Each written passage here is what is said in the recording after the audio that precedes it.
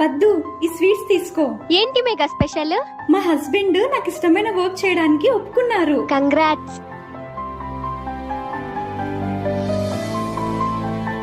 ఏమైంది అలా ఉన్నావు? నీకు తెలుసు కదే నాకు బ్యూటిషియన్ అంటే ఇష్టమని. కార్తిక్ కి నేను వర్క్ చేయడం ఇష్టం లేదుగా. నీకు ఇష్టమైన వర్క్ చేసుకోవచ్చు. క్లాస్ కూడా మాట్లాడేసా. Thank you Karthik.